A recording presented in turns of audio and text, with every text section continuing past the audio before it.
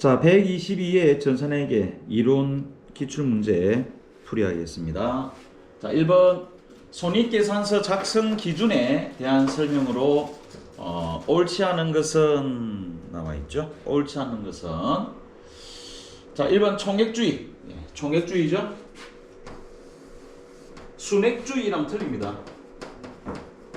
우리나라는 무조건 총액주의. 총액을 다 보고해라 이런 뜻입니다. 재무상태표도 총액주의. 순액, 셈셈 치지 마라. 총액을 기재함을 원칙으로 한다. 맞습니다. 그 다음에 2번 발생주의. 비용에 대한 현금으로 지출되었을 때, 현금으로 지출되었을 때는 이거는 현금주의죠. 현금주의. 발생주의는 우리가 아까 미수금 이런 거 있죠. 발생이 안 했죠. 지급 받지도 않았다. 그러나 발생했잖아. 해서 미수, 선수, 그다음에 미지급, 이런 거 계산하죠. 그런 거 발생주의입니다. 자, 현금 유인 유출이 아닌 발생하는 시점에서 인식한다. 그게 발생주의입니다. 여기 2번이 틀렸네요. 3번 수익 비용 대응의 원칙. 요 대표적인 게 뭐냐면은 대표적인 게 우리 매출에서 매출원가 빼면 매출 총이익이죠.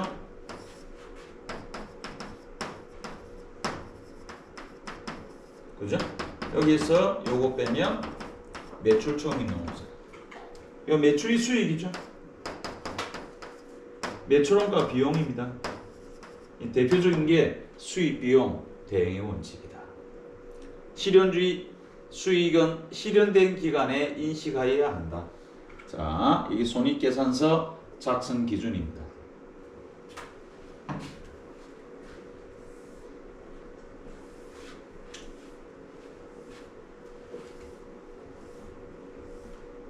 그 다음 2번 문제.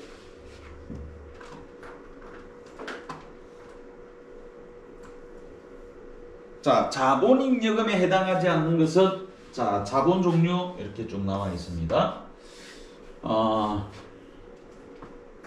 3번이네요. 그죠? 매도 가능 전권, 평가이익, 기타 포괄이죠. 기타 포괄 되겠습니다. 답은 3번이 되겠습니다.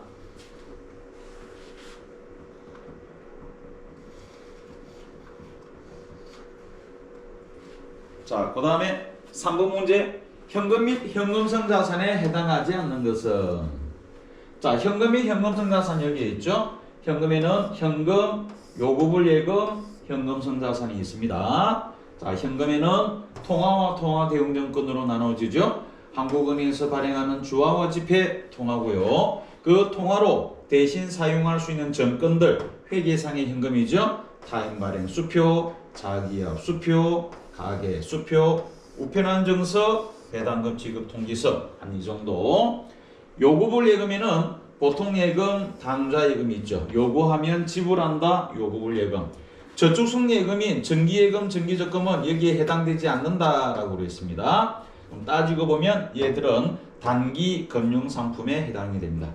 그리고 만기 3개월 이내의 자, 이런 것들은 현금성 자산에 해당이 되고요. 그런데 만약에 만기 3개월 이내의 정기예금이다. 그러면 그 정기예금은 현금 및 현금성 자산에 해당이 된다. 자, 아까 여기 보면 각종 수표들 현금이었는데 아닌 애가 있죠. 선일자 수표. 외모는 수표지만 속성은 어음의 속성을 가지고 있다. 어음의 속성을. 수표부터 발행하고 돈은 나중에 준다. 이런 의미입니다. 선일자 수표. 자, 바로 나와 있네. 그죠? 선일자 수표는 해당되지 않습니다.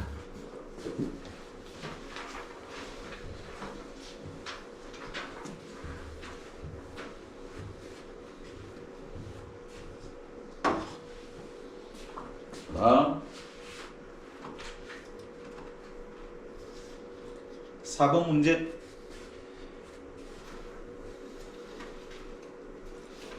자, 유형자산의 지도원가에 포함되지 않는 것은 자, 치도원가에 포함되지 않는 것.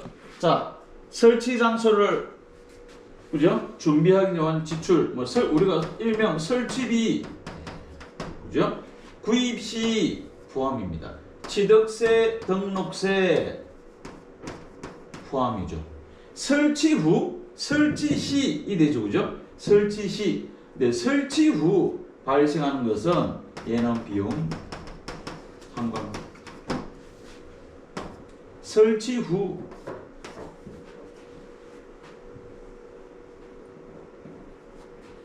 답은 4번이 되겠습니다.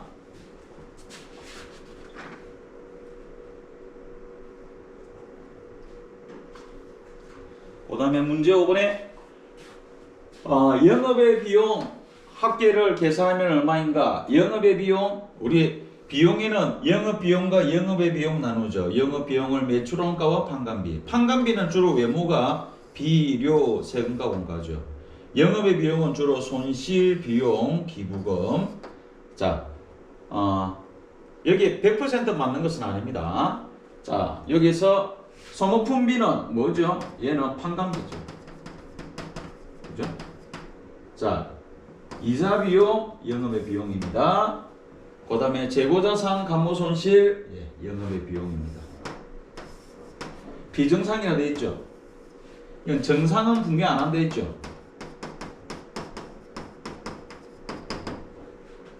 단기 매매점은 처분 손실, 영업의 비용이 되겠습니다.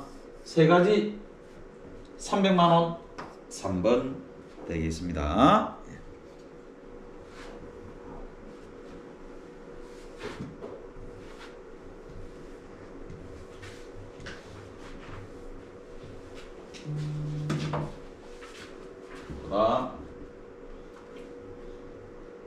자, 6번 문제. 자, 우리가 일명 저가법, 예, 저가주의 떨어져야만 붕괴하는 겁니다. 재고자산은 우리 아까 단기매매 증권은 평가이익, 평가손실 이렇게 하죠. 외화도 외화환산이익, 외화환산손실. 자, 매도가능증권 평가이익, 평가손실 다 되는데 재고자산은 떨어져야만 붕괴합니다. 떨어져야만 붕괴. 자, 요거 떨어졌죠. 그죠? 떨어지면 회계 처리해야 됩니다. 그러면 얘가 평가금액이 되고 이거 올랐죠? 오르는 것은 상관없습니다. 요거는 신경 안 씁니다. 이거는 그대로 떨어졌죠? 떨어지면 붕괴해야 됩니다. 그래서 상품은 11만 5천 원, 제품은 그대로 15만 원, 저장품은 떨어졌죠? 11만 원. 답은 2번이 되겠습니다. 자, 이것을 저가주의다. 그 재고자산 평가 손실은 있고 재고자산 평가 이익은 없습니다. 왜? 저가주의이기 때문에 떨어져야만 붕괴하기 때문에.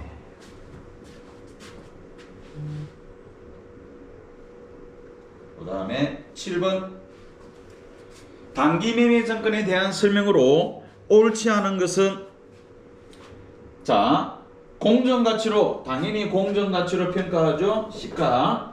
이에 따른 평가손익은 단기매매증권 평가이익과 단기매매증권 평가손익은 단기손익으로 인식한다. 단기손익 수익과 비용 이런 의미죠.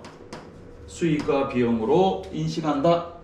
2번 1년 이내 맞죠? 1년 이내 단기적인 목적입니다. 맞습니다. 그 다음에 4번에 처분시 아까는 평가주고죠. 자, 이번엔 처분시 발생하는 처분손익 단기손익으로 처리합니다. 수익과 비용으로 처리하죠. 맞습니다. 자, 그러면 3번이 틀렸죠. 왜 틀렸죠? 취득할 때 들어가는 수수료 포함합니까? 아니죠. 수수료 비용 잡아야 되죠. 수수료 비용 잡고 얘 뭐야? 영업의 비용이죠. 수수료 비용이라는 영업의 비용을 잡아줘야 됩니다.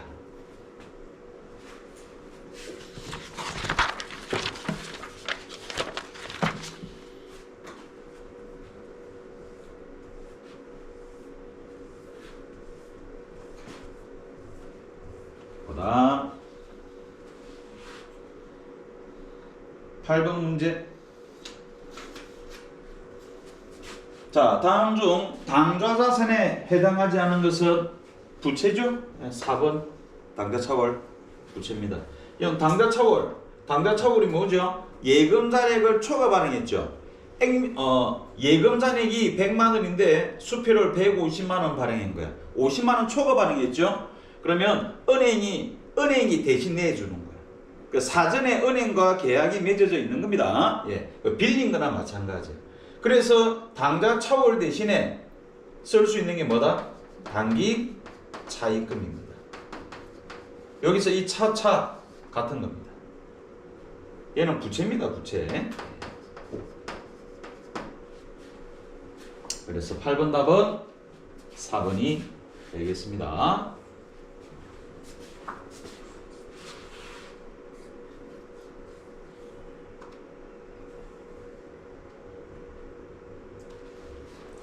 자, 그 다음 9번 문제. 자, 9번 문제는 원가 개념에 대한 설명으로 옳은 것은 1번 직접 원가란 직접입니다. 소비되어 특정 제품에 직접 추적하여, 그죠? 예, 추적할 수 있다. 이런 간접은 뭐죠? 간접 원가는 공통이면 간접은 공통. 예. 추적 불가능. 그러면 간접 원가가 되는 겁니다.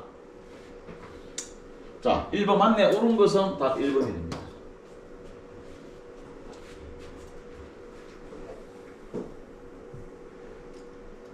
자, 관련 원가란 의사결정에 영향을 미치는 영향을 미칩니다. 관련 원가 의사결정에 영향을 미칩니다. 여기서 과거가 아니고 미래의 원가다. 자, 원가 행태란 고정비, 변동비 말하는 거죠. 그죠?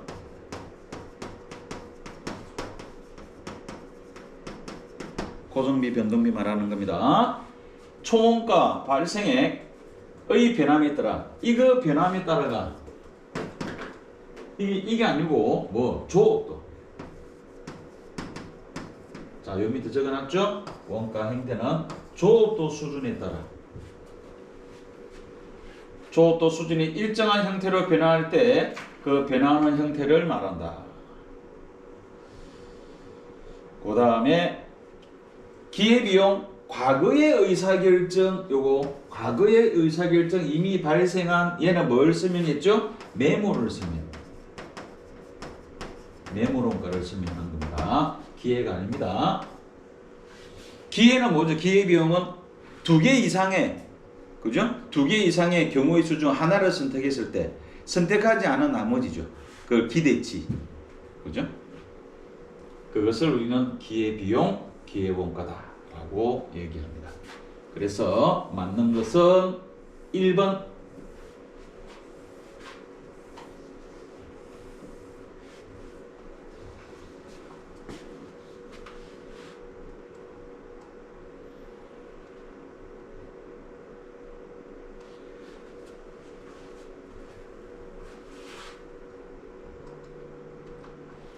자, 10번 보겠습니다.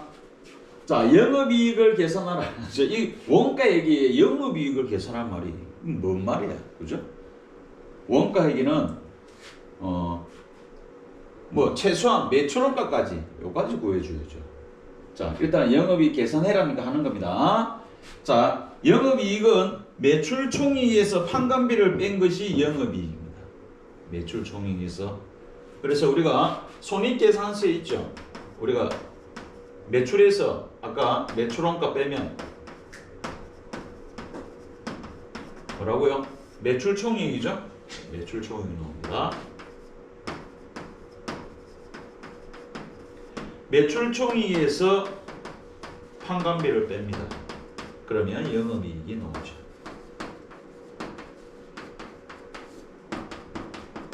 그럼 매출 총이익에서 판관비를 빼면 영업이익이 됩니다. 자, 그러면 매출 총이익을 구해내야 되죠, 그죠? 자, 그러면 기초제공품이 3만 원.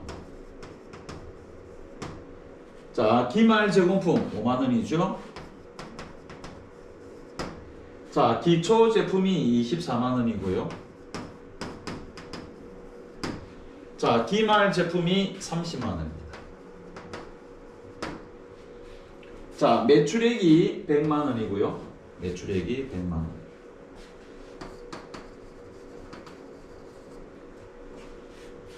자, 판매비와 관리비가 26만 원입니다. 총대비가 22만 원. 그럼 다 썼죠? 자, 그러면은 단기 제품 제조원가 나오죠. 얼마? 20만 원. 얘가 이리 오죠? 20만 원. 자, 그럼 매출원가가 얼마가 되는 거죠? 14만 원.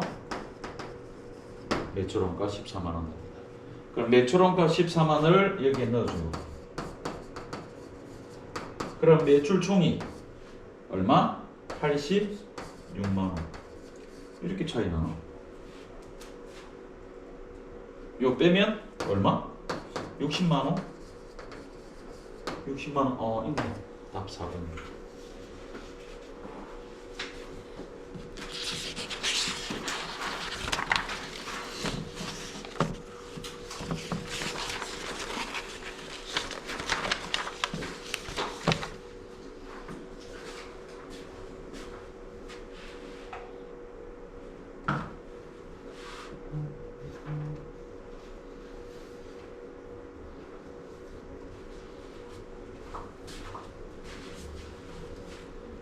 자, 그 다음 11번 문제.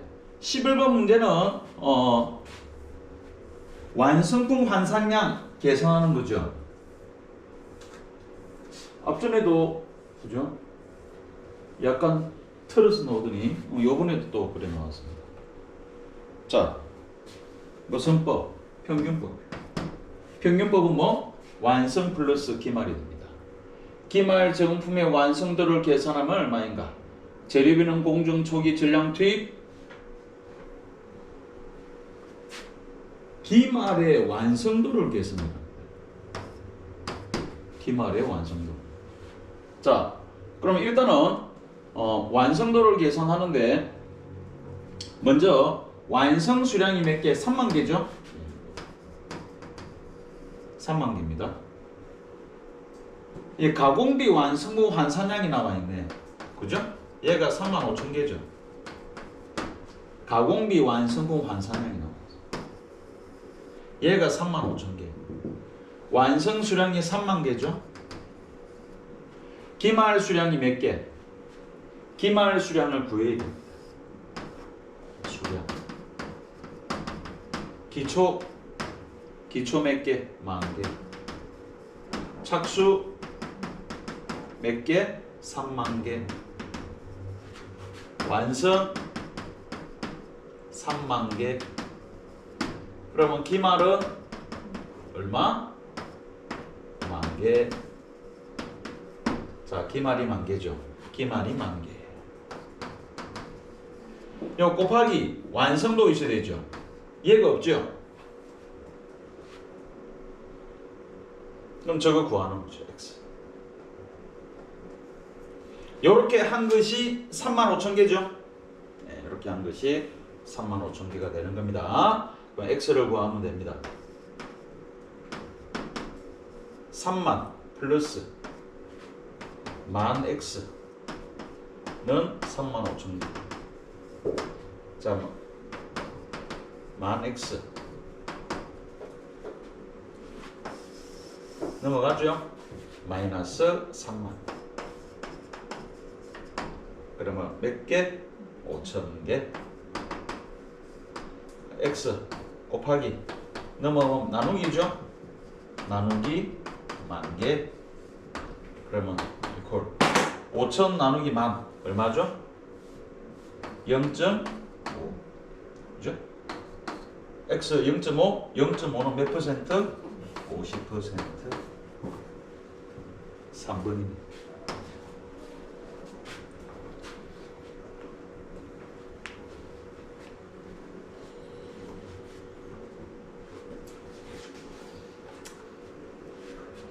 요 비슷한 문제 앞에 또 있었죠.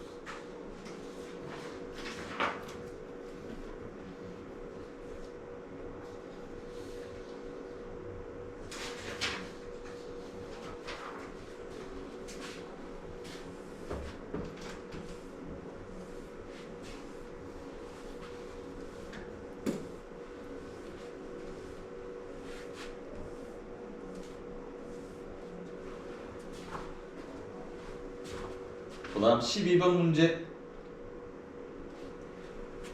자, 계비론가 계산에 적합한 업종 주문 생산, 그죠? 시멘트, 석유 대량이죠. 제분 대량입니다. 여기서 중요한 건 주문이죠. 가구를 보지 말고 주문을 보는 겁니다. 알죠? 주문. 답은 3번이 되겠습니다.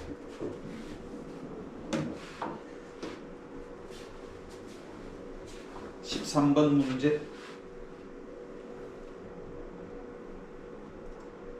자, 부가가치세 특징에 대한 설명으로 옳지 않은 것은 1. 각 거래 단계마다 과세는 다단계 거래세죠. 다단계 거래세. 각 단계마다 계속 부과를 합니다. 그 다음에 매출세액에서 전 단계에서 발생하는 매입세액을 공제하죠. 전 단계 세액 공제법. 이 특징을 설명을 하고 있네요. 3번 과세 표준이 올라갈 때마다 단계적으로 증가는, 얘는 소득세를 말하죠. 그죠? 소득세, 부가세가 아니고 누진세, 소득세가 누진세죠. 부가세는 어때? 10% 단일세율이죠. 그죠? 부가세는 단일세율. 10% 단일세율.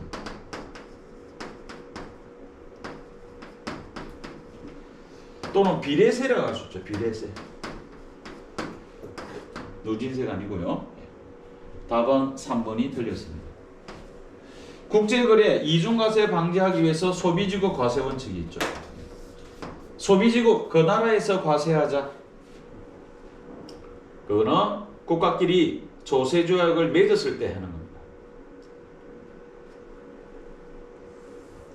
그 나라에서 과세하자.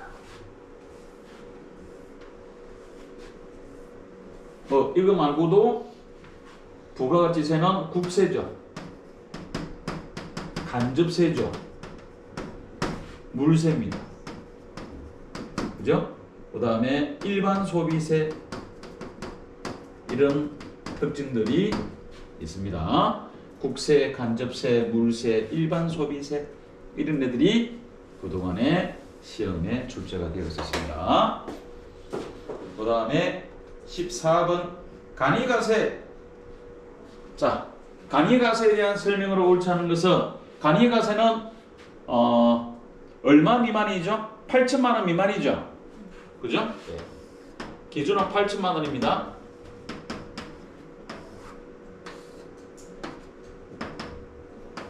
초과되면은 일반 과세, 미만이 간이가세. 그러나 4,800을 기준으로 해서 여기까지는 세금계산서 발급해야 되죠. 세금계산서 발급. 얘들은 세금계산서 발급 의무 면제. 그 다음에 얘들은 납부 면제. 납부도 하지 마라. 그런데 여기에 얼마까지 기준이? 1억 400까지. 이런 여유는 있습니다. 자, 간이가세자의 경우 일반적으로 1년이 과세기간이죠. 맞습니다. 1년이 과세기간이죠. 그 다음에 직전년도 공급대가가 항상 공급대가입니다. 간이가세, 이런 간이가세가 계산할 때는 항상 공급 대가에 대해서 항상 계산합니다. 이거 전부 다 공급 대가입니다. 공급 대가, 부가세 포함한 4,800만 원에 미달하는 개인 사업자 맞죠? 간이가세자가 적용될 경우 간이 포기네 그죠? 그럼 3년간 돌아오지 못합니다. 면세 포기도 마찬가지죠. 면세 포기, 간이 포기 3년 동안 못 돌아옵니다. 그 다음에 포기 신고서를 제출할 경우 다음 연도가 아니고 다음 연도가 아닙니다. 다음 연도 1월 1일부터가 아닙니다. 예, 다음 연도가 아니고 1월 1일 요 제출한 경우 내가 이제 적용받으려고 하는 달 적용받으려고 하는 달의 1일부터 일반과세자가 적용됩니다. 내가 7월 달부터 할게. 알죠? 신고하면 7월 1일부터 일반과세자가 적용되는 겁니다. 자, 그래서 3번이 틀렸습니다. 내년부터 하는 게 아니고 내가 원하는 달 4번에 간이가세자는 매출세액보다 매입세액이 많아도 환급이 불가능합니다. 예, 맞습니다. 얘는 환급 없어. 왜? 4,800 미만은 세금도 안 내도 돼. 이런 거거든. 그죠? 그러니까 얘들은 환급 없다. 그리고 얘들은 또 뭐도 없다. 의제 매입세도 없다. 알죠? 예, 의제 매입세도 없다. 얘들은 의제 매입세 공제 못 받습니다.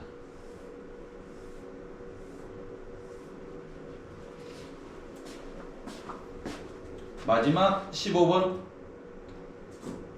면세 대상이 아닌 것은 생수는 과세, 수돗물이 면세죠.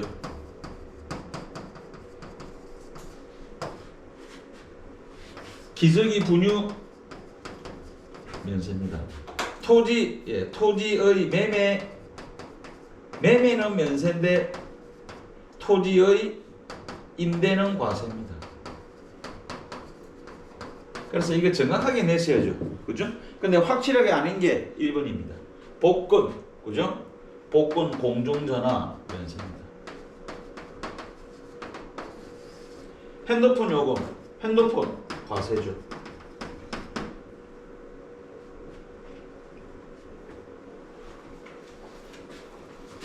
여기까지 하겠습니다.